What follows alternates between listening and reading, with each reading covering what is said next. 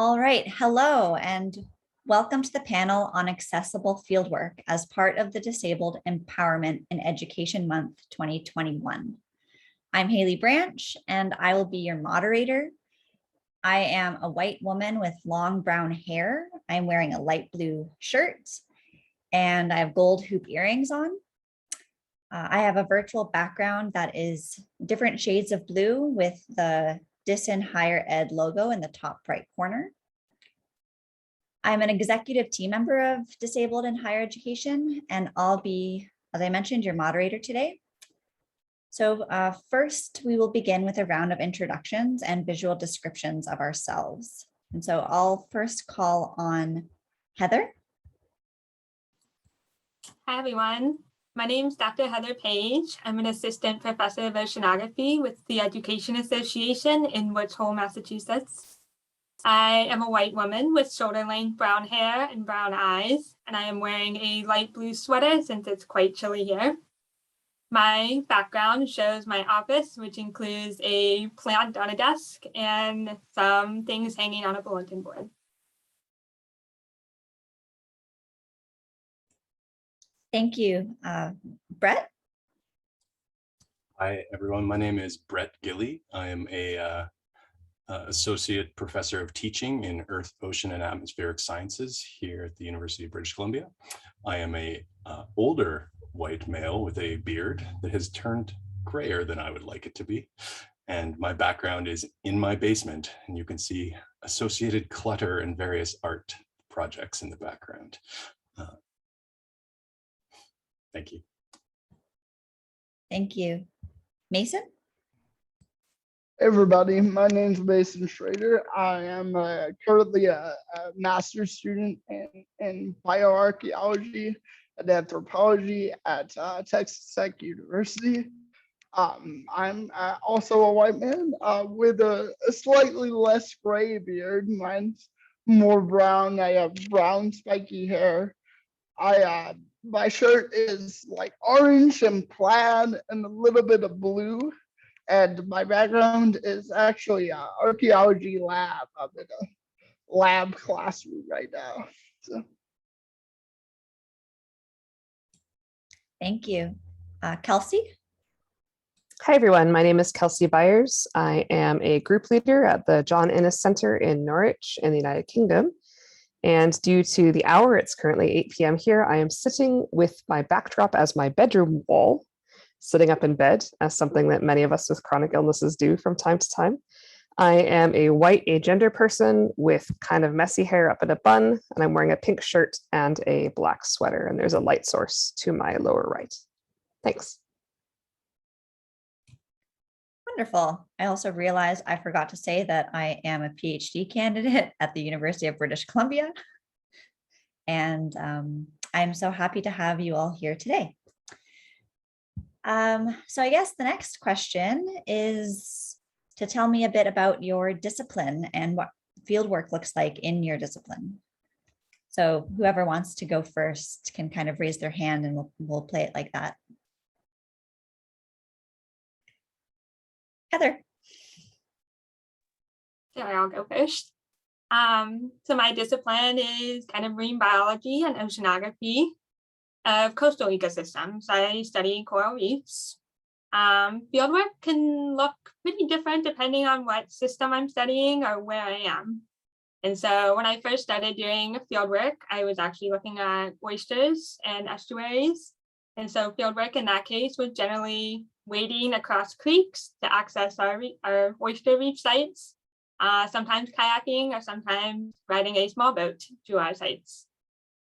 Coral reef science can be done a variety of different ways. Sometimes we are snorkeling on reefs, sometimes we are doing scuba diving, and other times if we're more interested in the chemistry of the seawater, we might just be on a small boat driving back and forth over a reef.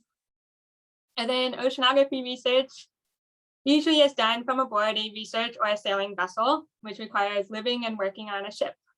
So my current position with the Education Association includes living on a tall ship, which is a sailing vessel, for weeks at a time. And we deploy gear off the side of the vessel twice a day to monitor ocean conditions And I also mentor and teach students who are doing their own independent research projects.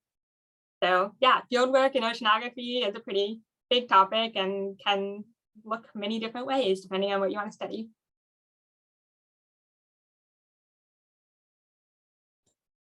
Kelsey? So I'm an evolutionary biologist, ecologist, chemical ecologist, mixed bag set of things, waving my hands. Fieldwork for me looks a lot like being out in the fields, literally sometimes. So it can be anything from trekking all of 10 meters away from a parking lot to look at an interesting plant, because I mainly work on plant pollinator interactions, all the way to driving up to a site in the Alps, getting out of the car, unloading lots of equipment from the car, and sampling from flowering plants that we find nearby. In my particular case, in my field, it could also involve things like rappelling off of mountainsides or going on long multi-day hiking trips, but those are not things that I personally do.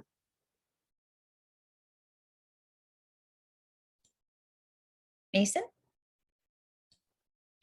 Yeah, so as a bioarchaeologist, field work can kind of go one of two ways for us.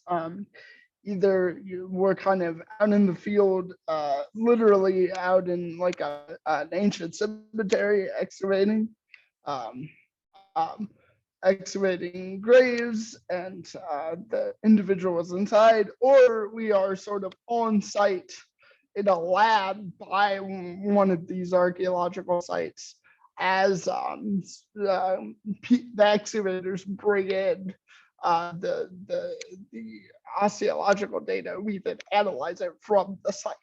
And I've done sort of both of those things. And one is sort of easier to adapt, as you might imagine, the lab work, than the other. Someone with cerebral palsy, it is sometimes hard to get down into those graves, but I've done both. Yeah.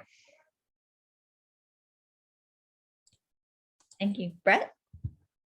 So in my area, obviously Earth, Ocean, Atmospheric Sciences is kind of a wide area. We often say that we're the discipline where scientists come here to work in the real world. And so it runs the gamut of almost anything you can do. Personally, I have had situations where I've been out in the field for weeks or months at a time, often in very inaccessible locations. Sometimes there are people cooking for you, sometimes there is not. So extended camping. I've also had situations where we've been in a city. Fieldwork looks like wandering around during the day, very close to your car, and then going to a hotel or a rented apartment at the end of the day, and sort of everywhere in between. I will say during my master's, I was almost killed by a 16-year-old who had just gotten her license and came around the corner at really high speed. And that was my exciting field story for the summer. But my friend was stalked by a polar bear, which was a way better story than mine. And those sorts of situations that happen in the field obviously can really vary depending on what your location is and what the actual risks might be. Thank you. So I guess while doing field work, have you ever had a situation where it's been inaccessible to you? Kelsey? Yeah, so when I did my second postdoc, we were studying tropical butterflies in Panama, and we needed to do some collecting of these butterflies. And the road that we would go up to collect them was only passable by car to a certain distance. So I can walk, but I'm a majority time wheelchair user. And obviously the road was not adapted for wheelchair use. It was a very rugged, muddy road.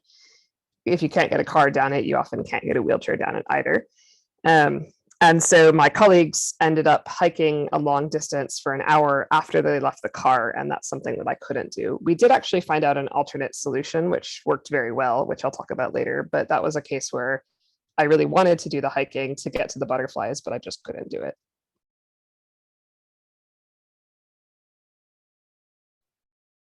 Brett?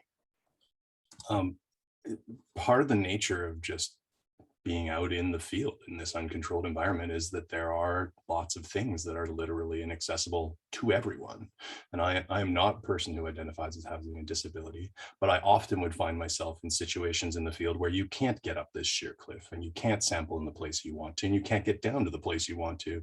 And those sorts of situations, people don't stop and think that this is a barrier as an accessibility. It's a cliff, and you just deal with it and move on, which is one of the things that I try to bring into designing field experiences that are accessible.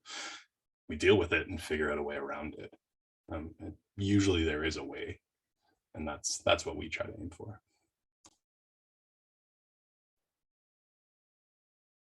Mason. So I have been fortunate in that the actual physical sort of field environments I have been in have been physically accessible to me. But there have been sort of numerous instances, and continue to be numerous instances, in which I will want to go work at a specific context. In undergrad, I applied to field schools and things like this, and because of my disability, they said that that sort of their field school would be inaccessible to me. And so that's a kind of other layer of accessibility when one is disabled and a field scientist, is sort of the definition of the field and of accessibility, right? I would thoroughly research these places before applying and sort of assess on my own if I felt I could do it. And whenever I did, that's when I applied. But then I would sort of receive these responses back saying, we do not want to be liable for your injury, and therefore, because of our quote unquote inaccessible field work, we're not allowing you on our dig. And so that is sort of another layer to accessibility. I think that is quite frustrating.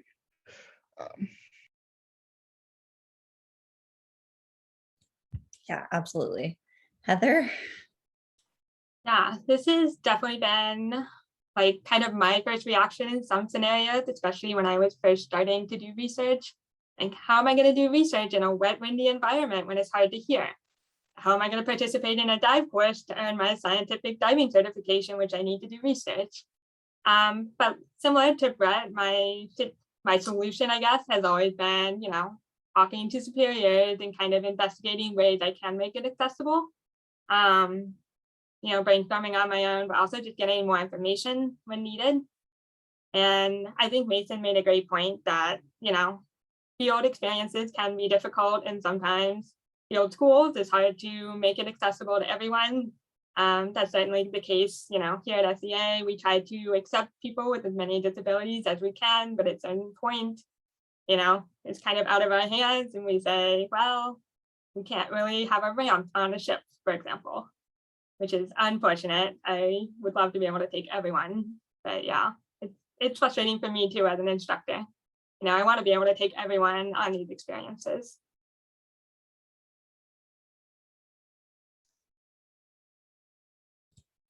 I'm wondering, right before we get to what are some things that you have done to make fieldwork accessible, I was wondering if, Brett, if you could just talk a little bit about the research station that you've been helping to organize and everything up here.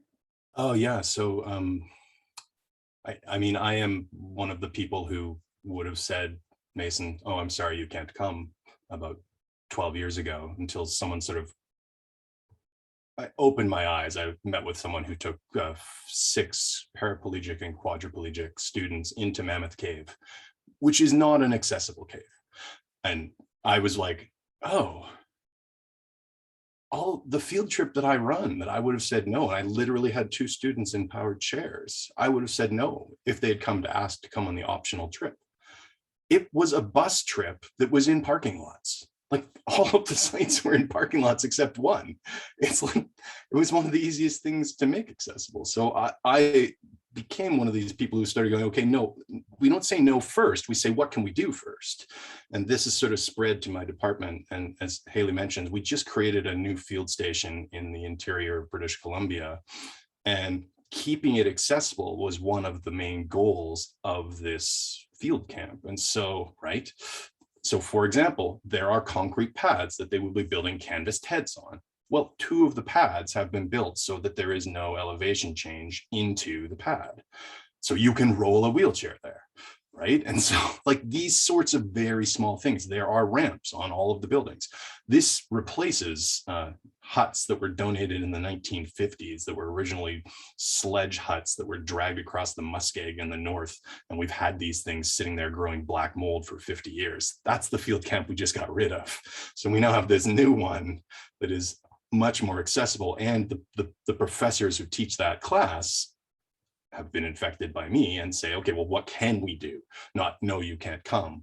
What can we do? You know, for me, if I can't get up a cliff, I will probably try to use a drone. Well, guess what? Lots of people have drones, and that can be something that someone who can't get into the accessibility is the person who's in charge of controlling. You know, those sorts of things are ways around the accessibility problems that we discover in this area, which is, again, quite rough. So I don't know if that answers the question you were hoping for, Haley. Yeah, I just think that it's nice to see that research stations are thinking about these things and including new ways to ensure that it can be accessible for researchers, for field trips, etc. So it's really great. So moving on to just in general, what are things that you've had to do to make things accessible, and were these access needs met by yourself, or were they accommodations that were made through advisors or facilities? Kelsey? So I mentioned the story about wanting to collect butterflies and not being able to get down the road.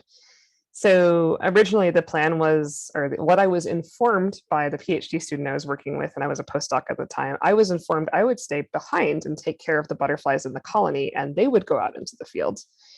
And I was not very pleased to be informed of this fact rather than to be asked. But I said, but I really want to go out. And they said, well, okay, actually, we have an idea.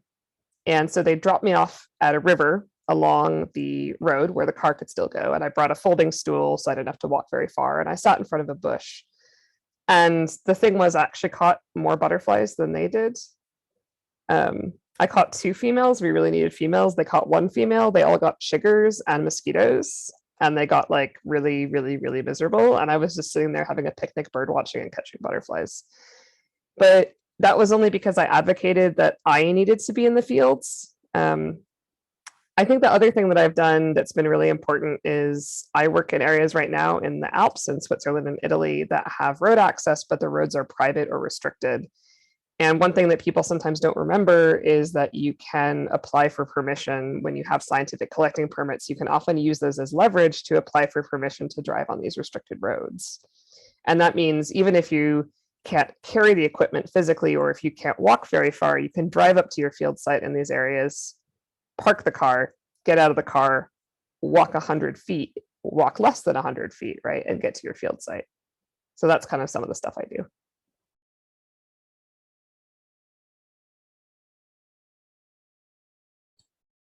Mason?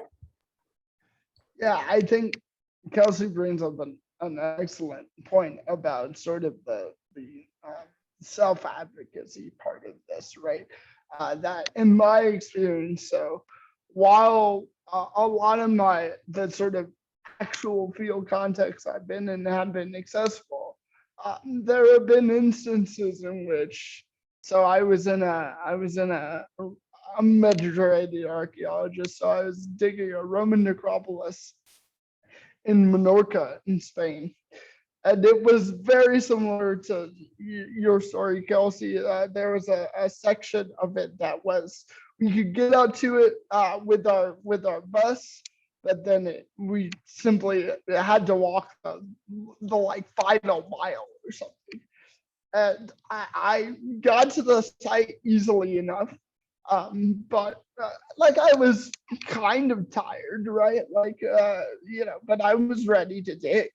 And the field director saw that I was tired and said that at the end of the day, an hour earlier than everybody else, I had to go back to the van because I'm slower getting back to the van. And he said, we don't want you to get sort of too tired. And again, it's exactly the same scenario. It's sort of being informed and not being asked, right? And so the sort of I let it stew for a couple hours while I was thinking, and then eventually I just said, no, I know what my capability is, right? I know what my limit is, and I know that I can sort of dig as long as everybody else does. I mean, if we have a whole extra laborer out of the field for an hour, that's going to make the whole project a whole lot less efficient, right? And so I was like, I don't want that on me because I know what I can do. And so again, the self-advocacy is incredibly important. Another thing, just to, and then I'll shut up. Sorry, my lights just went out. I'll shut up after this one part. Brett, you said that kind of when you don't have a place that you can get to, you think of things like drones and whatnot. And I think that's also part of it too, right? Field science inherently is sort of improvisational. And I mean, I don't know about other disciplines, but in archaeology, we have a saying that archaeology is a team sport. Right? It's sort of communal. We all work together, right? And so this is part of it too. I remember I had I had to kneel down to dig up this very particular grave site one day, and I simply did not have knee pads. I was not prepared for sort of that kind of, usually I sort of standing in a pit was what I was thinking I was doing that day. And sort of I needed it because it was the only way I could do it is kneel. Other people could lay down and do it, and that was harder for me. So one of my sort of fellow archaeologists found some extra knee pads that she brought, right? And that doesn't seem like a combination, but in the moment it really was. And so that's part of it too, the kind of improvisational and team nature of fieldwork is absolutely crucial to accommodation, I think. So. Heather, yeah. Yeah, I love that quote. Fieldwork is improvisational.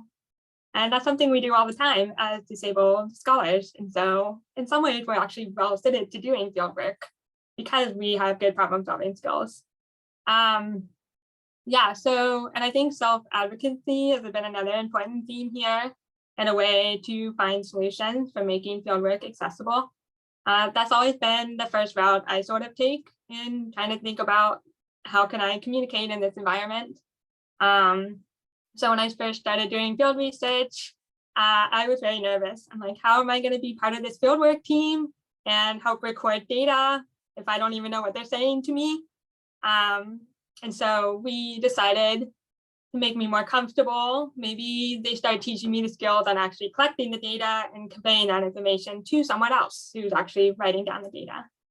And that strategy actually worked really well for me. I ended up working in that lab for 4 years. And by the 4th year, I was the person recording the data.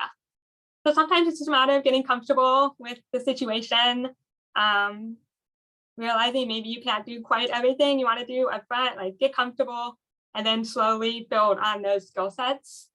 I was also, there's been 2 other situations that I had to make accessible.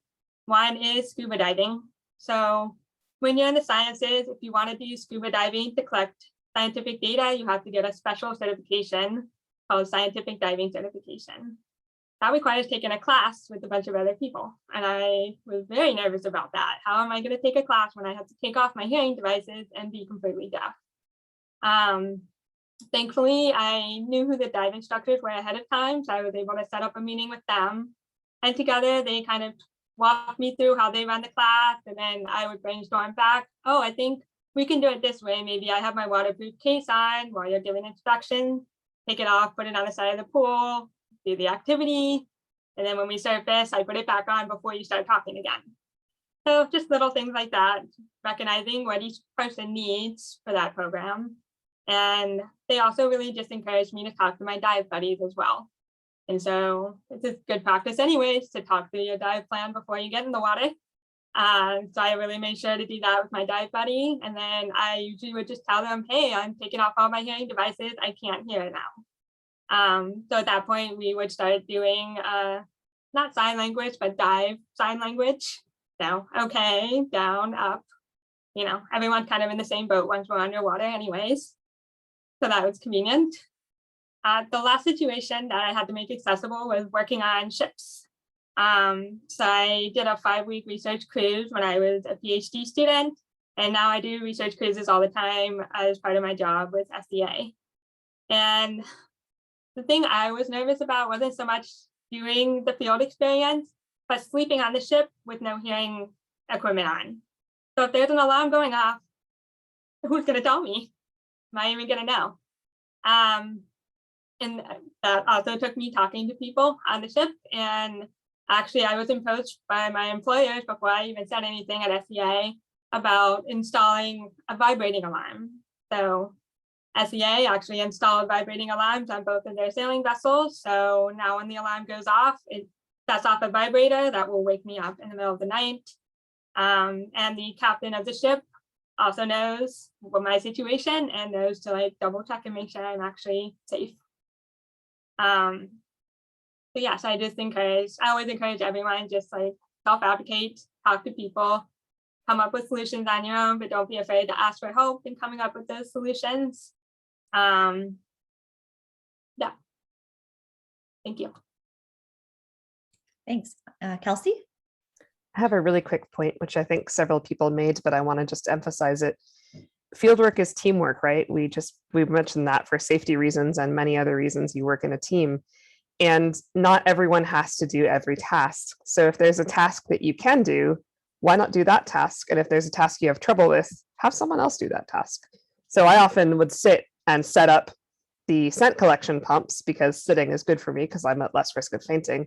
And then someone else would walk the pumps over to the plants, or I would sit and design the experiment in the parking lot and my colleagues would take the plants and carry them over to the field plot. So don't be afraid to speak up and say, I can do this task and I want to do this task. That's a great point. Brett? So I haven't had to do a lot of accommodations for myself, except for the times where I get tired and I want to deal with it, or I can't climb a vertical cliff face. And people don't think of that as an accommodation, but obviously it still is. It's just not one that people necessarily mentally tie to disability directly. But what I've found in having to, and I think I've taught more than 12,000 students, so I've clearly had a lot of people who've had different disabilities in my classes, and almost always it's unique. Even if you have very similar things, people will need different accommodations. And so almost always it's a bespoke thing. And I think the things people are saying about asking if people need help is hugely important instead of the telling. And we ran a very successful accessible field trip that started a lot of the research that I've done in this area. And on that trip, what we said to the whole group was, you know, look around you, look and see if there are people who, if they do need help with something, ask them if they want the help. Don't assume they want the help. That trip was really wonderful because if you have a group of a lot of people with disabilities, then nobody has a disability because everybody is doing different things. It's much harder to take a first-year student who is the person with a disability in the class and ask them to self-advocate. It's awesome that all of you do, and that's part of the reason you're successful. One of the things I try to do to really just help accommodation is to let them know that I am open to accommodation, and whatever that might look like. Because often as an instructor, you find out the day before because of the way the accessibility centers work in many institutions. You'll regularly have people going, oh my God, I have a visually impaired student. How am I going to teach them about fossils? I'm like, well, they can touch them. But just getting over that initial fear and realizing you have to adjust something can be really traumatizing for people. Not as hard as actually having to do it, But anyway. Heather? Yeah, I think that the really important part about making fieldwork accessible is just asking the group or the community, what do they need to make this a good experience for everyone? And that allows people to self-advocate without revealing a disability necessarily. You know, for example, everyone bringing water is probably a good idea for everyone, regardless of your background. People bringing energy bars or granola bars or food of some sort, probably a good idea for everyone. And so don't be afraid to, you know, self-advocate, even if you don't want to like reveal your disability to everyone. You can do that in a way that's more general. And as an instructor, that's something I hope everyone does. Like I hope everyone tells me how I can make this a positive field experience for the community. Kelsey? One point I wanted to make is about sleep and sleep hygiene while you're in the fields, because this comes up a lot for me and I'm sure for other field disciplines too. And I especially want to call this out for people who are doing field courses. Please don't normalize sleep deprivation. Obviously, it hurts not only folks who have sleep disorders and fatigue disorders and any disability, but it also isn't good for your sort of quote unquote non-disabled students. Because it normalizes this idea that we should be abusing our bodies and our minds in order to get results in the fields, and that is bad for anybody. So if you need accommodations in the field, don't forget these aren't always just physical accommodations. Sometimes they can be mental health accommodations. They can be things like, after we get back from the field, I'm going to need to take a 1 hour quiet walk by myself with music, and I will see you all an hour later. Or it can be, I need to go to bed by midnight because we're going to be getting up at 8 o'clock in the morning and I need 8 hours of sleep. So remember that accommodations for fieldwork include the time you spend out of the fields. They include things you do for your mental health. And again, sleep is really important and very easy to accidentally eat into. Brett? I mean, any bodily function. Just even planning enough bathroom breaks is in that same similar category. And it's a classic machismo. We don't need to pee yet.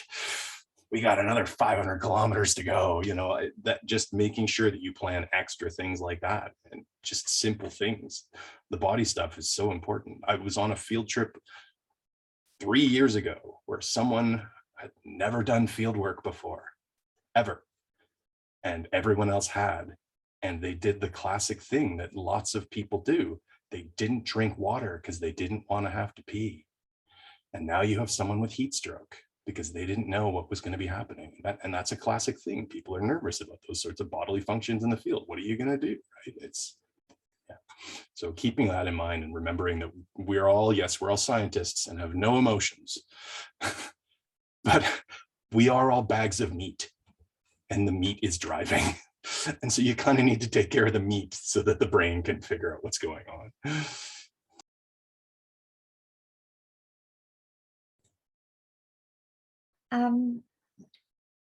So there are a lot of differences in laws and regulations for accessibility in different regions and different countries. And often fieldwork takes us out of the comfort of our, where we generally are living. And I was wondering if you have any knowledge about protections for accessible work across country boundaries.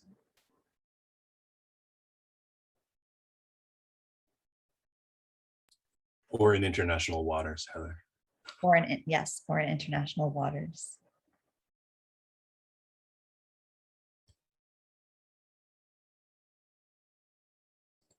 Kelsey? I don't know the legal details, and obviously it depends country to country. But my interpretation of the rules would be that whatever legal protections exist for someone in their home institution should be applied in a fieldwork setting, regardless of what country they're in. So if you're employed by University of whatever, and you have accommodations through University of whatever, if you are in country alpha, your accommodations from University of whatever should still apply. But obviously, if there's a legal question, I'm not a lawyer, so don't quote me on that.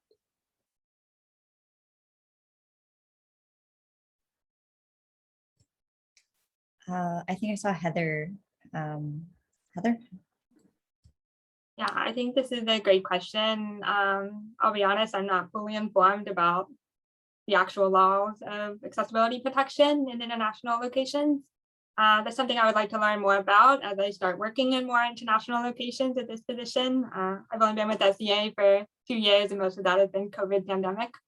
But I guess in terms of when you're on the ship belongs to whatever home country it belongs to. And so on the ship, in our case, we would have the same protections we would have in the United States, regardless of where that ship is located. So on the ship, we are protected. And yeah, I think like Kelsey said, you know, your accommodations and protections you have at your home institution should kind of travel with you. But certainly something to think about would be the country's perspective of what your protections are.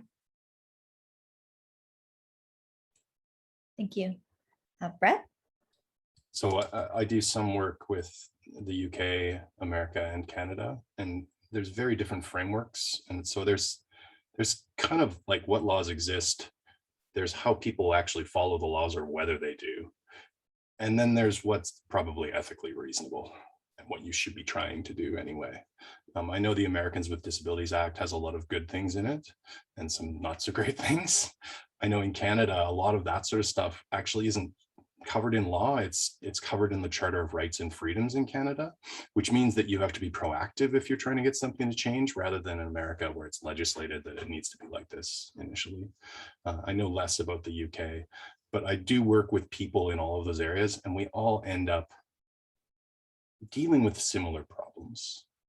For us, what we're doing is how do we deal with this on the ground? We have this accommodation, we have this content. How do we make that work together? And I think that's what I follow first. Again, like I'm also not a lawyer, but that's I think we take it from an ethical perspective first. Mason? Yeah, I just want to echo what you said, Brett. I'm actually I'm co-authoring a chapter with a friend of mine on disability ethics and archaeology. And this is kind of our point, is that the ADA is not going to be enough, even if you, it's so vague. There's so many types of disabilities it doesn't address. Right, even if you are sticking to the kind of letter of the law, if you're in an American institution, which I am, and applying it overseas in a field context, ADA is not enough. You need a sort of further ethical framework to sort of guide one through field work. And so yeah, just to re-echo that, Brett. I mean, I think. I don't know about, I haven't had to sort of brush up against any accessibility laws like Schrader or anything. One thing I will say is that because the ADA kind of sucks in a lot of ways, in international context I've been in, it's often been easier to like travel with the disability, like from Spain, for instance, they have a whole team of people. You go to a specific desk in an airport, and in the airport, in any airport in Spain, and they have a whole team of people dedicated to helping disabled people. Right? I've been to a lot of airports in the U.S., and there's nothing that exists. Right, so in that regard, I have seen a little bit of the difference, but I am not sort of well versed in what that means legally. But yeah, just this recognition that even if one has sort of an idea of the law, at least here in America, it's probably not gonna cut it, actually. So.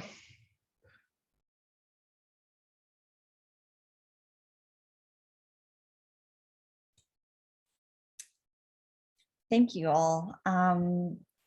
Sticking with the international field work component, I was wondering, how do you ensure medications are accessible if they're lost or stolen? And in some places you might be going, controlled substances could be also an issue, even with prescriptions. Kelsey. Yeah, so I did field work from the UK into Panama. So I live in the UK and I was traveling to Panama for multiple months. And I ran into the problem that I couldn't get enough of one of my medications in the UK to hold me through my time in Panama.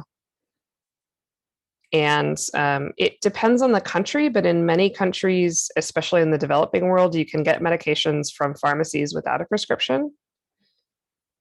And so that's definitely something to look into. You just need to know the medication and the dosage and sometimes the local name. It really does depend. So you should always carry the prescription with you just in case. Sometimes you can see a local doctor for relatively cheap and they'll issue you a new prescription. With controlled substances, there are places I would have loved to have gone for field work that I will not travel to and probably never will travel to, just because even if the country says that it's legal for me to bring in my controlled substance that I use for pain relief, the legal risks of being caught with a controlled substance are extremely serious in some countries, including the death penalty. And for my personal feeling, with my personal risk appetite, I would not travel to those countries. Obviously, this depends on your personal risk appetite. It probably depends on whether you're traveling as part of a group or by yourself. But definitely look up the laws and the situations in each country before you travel. Don't assume that you can get medications or can't get medications. And don't assume that you are allowed to import certain medications. Most places will allow you to bring what you need for the duration of your trip. But like I said, be careful.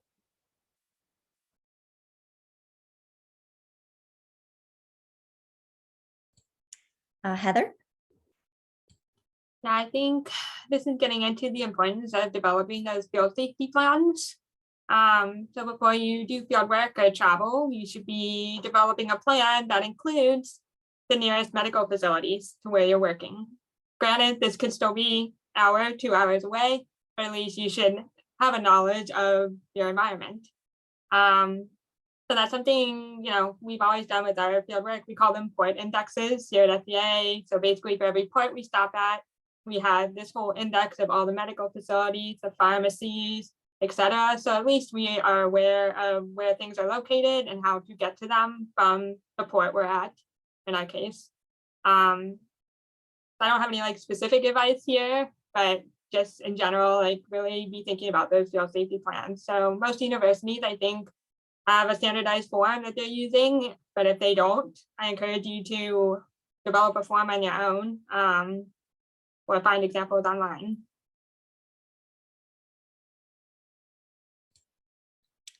Mason? So I don't know if this will actually add to anything. It's already been very well covered, but something that is kind of a specific example I do is I have sort of a lot of medicine that I need for various different reasons in the field. And so I sort of work with my primary care physician to look where, what all those rules that Kelsey mentioned. Can I get this medicine over the counter? What's the local name, right, et cetera, et cetera. And then I also, I take a further precaution in that I have my primary care physician give me double the amount of dosage that I will need for that period, and put half of it in one sort of luggage and half of it in a carry-on, so that if sort of something happens to one or the other, the odds are both will not, something will not happen to both, right? And so yeah, this is a very specific example of what I do, but I think it's broadly applicable. I find it very useful. So. I guess the next thing I'm going to ask, and potentially might be the last thing, often fieldwork is time limited. You know, there's often like a funding, you get funding, and so within that certain time frame, it has to be complete, or it's seasons that you'll be working. And how can programs or societies that are granting these kinds of funds be more, I guess, accommodate individuals and who might require more time or assistance in fieldwork? Kelsey. So one thing that I find really frustrating about grant processes is many grants don't cover field assistants as paid positions. Some grants do. It depends where you end up. But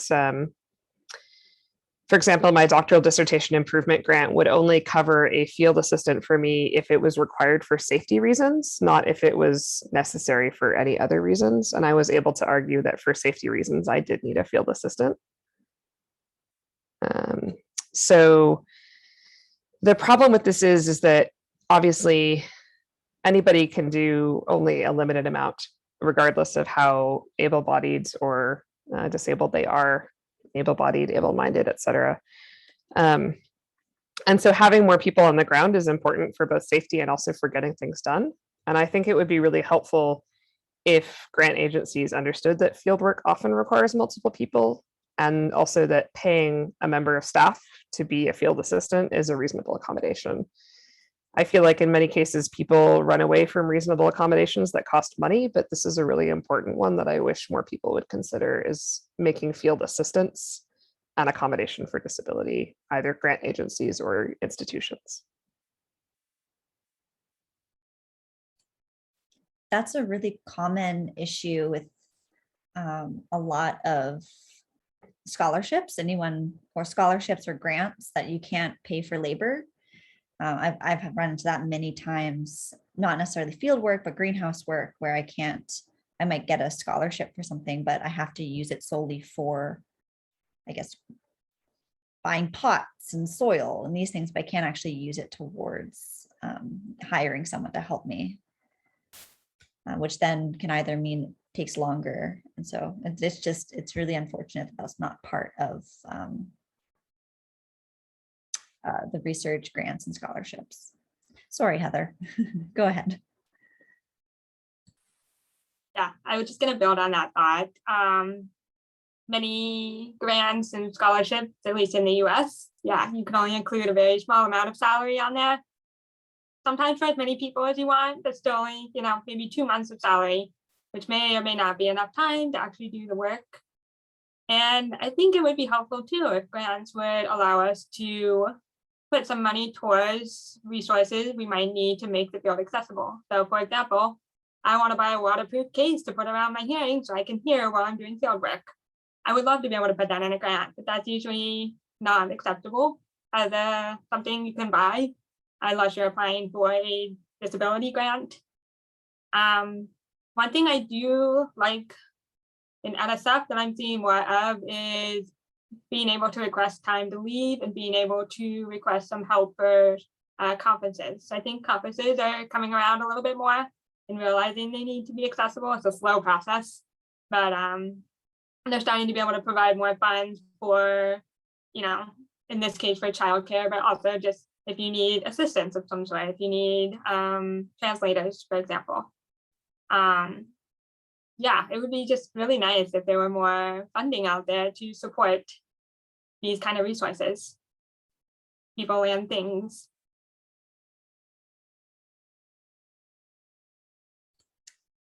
Brett? So I had two thoughts that occurred to me on this one. One is that in a similar way, you see sometimes restrictions at universities. Like I know the University of British Columbia, it's 8 years total for a PhD, and that's with some extensions. I mean, in a similar way that can be discriminatory if someone is going to take more time to do things, and field work takes more time anyway. People are doing field work when they would otherwise be writing or researching in other disciplines. That could be hard. But I would also say that you started this question talking about time, I think the times issue is on multiple scales. And so one is sort of on the grant scale, but there's what Mason mentioned earlier about sort of being hustled home early.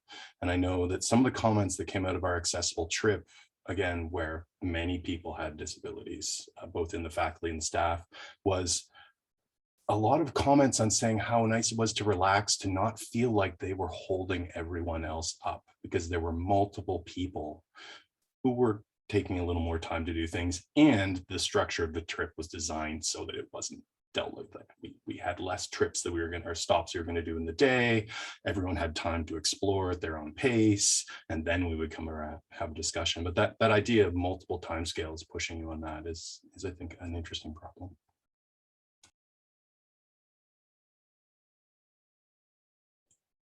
Mason.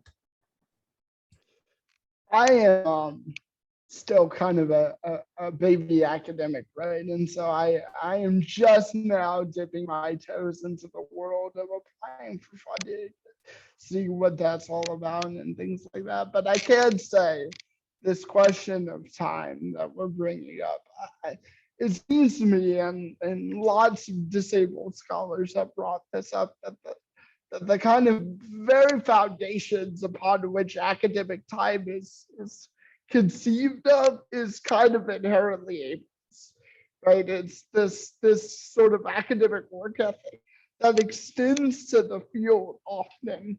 That if you're not doing things in the most quote unquote efficient manner possible, you're not managing your time efficiently, which is defined by kind of able terms, then you're a lesser academic. And so I think this is kind of needs to be part of this conversation is, can we envision an academic work ethic that is inclusive of all ability types, right?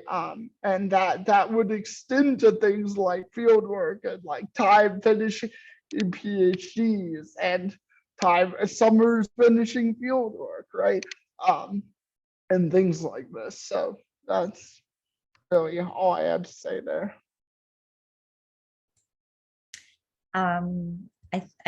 Heather? Yeah, I think that's an important point. And you were speaking broadly of the culture, which I love. But I also think that's an important lesson as an individual in academia. It's like recognizing it's okay to not work as many hours as the person you're sharing an office with. You know, everyone works at their own pace. Everyone's journey is very different, and that's regardless if you're, you know, able-bodied, able-minded, disabled, etc. And so that's a lesson that's really hard to learn and takes a lot of time, but just not comparing your journey to someone else's journey, and just recognizing like you need to take care of yourself too. It's not just about getting your degree and putting in as many hours as you can. Like oftentimes, if you take time for yourself, you're going to be more productive anyways. And yeah, I would love to see that extended to like changing this whole academic work ethic or culture or expectation, so that in itself will create a more inclusive, accessible environment.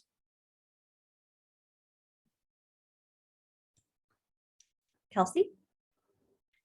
I think one thing that's also really important is setting realistic goals for what you can get done in the fields. So we go into the fields and we have this idea, the permit says I can collect 50 plants. Well, okay, that's the upper limit, remember? That's not what we're actually going to necessarily be able to do. And so I think it's important to do things like set a time and say, okay, if we are still here on the side of the mountain at 4:00 p.m., we are going to leave. I don't care what stage of sampling we're in. It's the end of the day. We're going to go home with as many samples as we've managed to collect in this period of time. Or it's 11 o'clock at night. It's time to wrap up our sampling processing for the evening and go to sleep. Like build in, and also one thing that my relatively able-bodied lab members have told me is that it's really important to build in break days for them. It's not just for me. Everyone needs a break during the field work, right? And those break days also help if something comes up weirdly, which it will in the field, if something strange happens, if your car breaks down, if you can't cross the border because of your samples, which has happened to me before. So building in flexible time and also being willing to say what's realistic, not just what you absolutely want to get. I think as scientists, we're prone to say, we want to get the most data we can, but it's also important to say we want to get as much data as we can without sacrificing ourselves.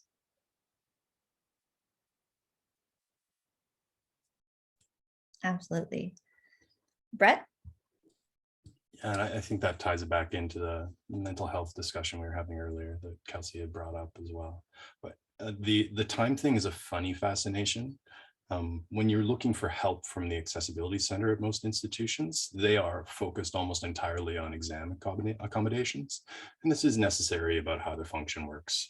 And it's often hard to break them away from that. Like, no, we need help with accommodation. We don't need you to tell me time and a half.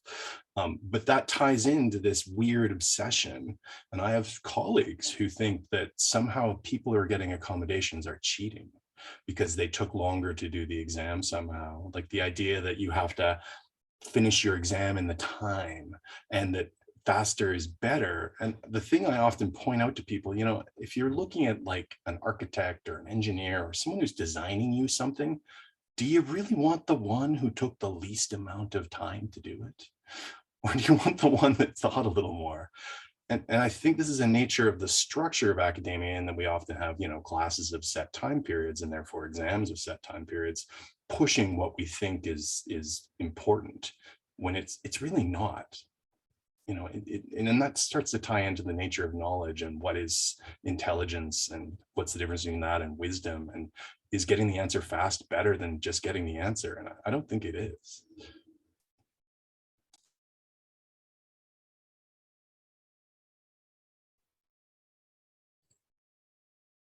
Well, it looks like we have come to the end of this panel. I wanted to open it up one last time if there's kind of any last takeaways you would like to share with anybody about making fieldwork accessible. I think I've said my piece. So. Okay. Go. Oh, you said, you think you said it. I was going to say, for us and for me, and speaking directly to instructors, explore how it's possible, because it probably is easier than you think. Kelsey? I think communication is the most important thing you can do and the first thing you need to do. The person with the disability is the expert in their body and their mind and their abilities, and ask them what you can do to help them have the best experience possible. Don't tell them and don't assume what they can and can't do. Yeah, I was going to say something very similar. Just it's all about communication and teamwork, and having these conversations. So I would like to thank you for having this conversation and making this a wider known topic. I really appreciated getting to speak with you all and hear from you. And yeah, thank you again.